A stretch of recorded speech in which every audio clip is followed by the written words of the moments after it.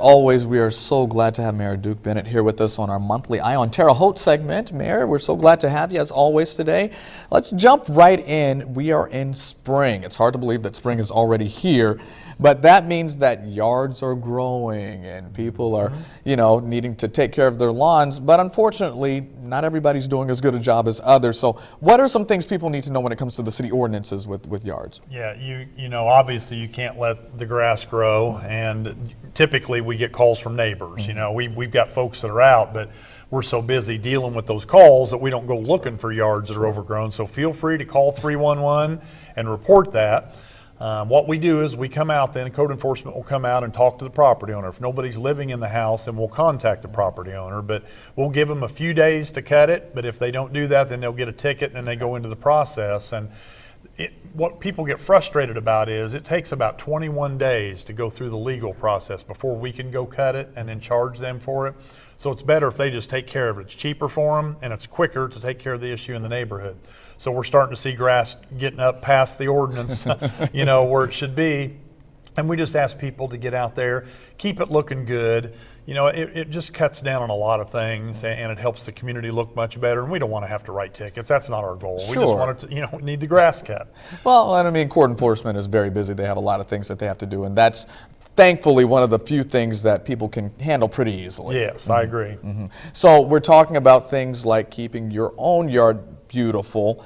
We also have to talk about keeping Terre Haute beautiful. Very successful event just over the last couple weekends or so when it comes to maintaining the look of the city. Just kind of tell us about how things are going with the efforts to improve the look of Terre Haute. Well, I think it's going very well, but it's a constant challenge. People are just not responsible with some of their trash. And what's unfortunate is people are driving and it comes out of their vehicles. That's the worst, because then it's along the side of the road where you can see it.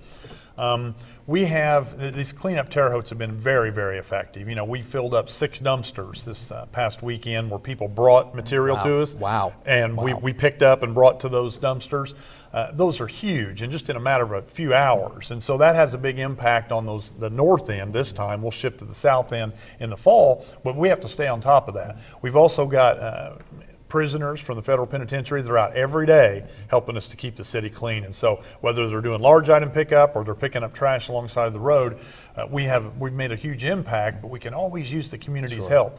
If people would just go out around their own house, their own business, pick up what's out in the street, around the trash cans in the alley, and keep that from blowing somewhere else, that would have a huge impact. And a lot of people do. I'm not saying that they don't, but we just need a little bit more participation from the public, and then it makes our job so much easier. We don't have to go out and cite people and pick all that up. So I think we're making tremendous progress, and I think people overall are very responsible. We've just got some folks we need to work with to clean it up. And the thing to note about that is that you don't have to wait for the Keep Terre Haute Beautiful event to go out and clean up. If you want to get a group of people from your neighborhood together and take a weekend, you'll greatly appreciate that, right? We'll provide the bags and everything, and we'll pick up the bags when you're done. So all you have to do is just say you want to help. All right, and again, calling the information line is the great way to do that. 311, and just for any information regarding that. All right, so let's switch gears and talk a little bit about business. It's always so exciting whenever we talk about business coming to the area, because that means jobs and revitalization for the economy.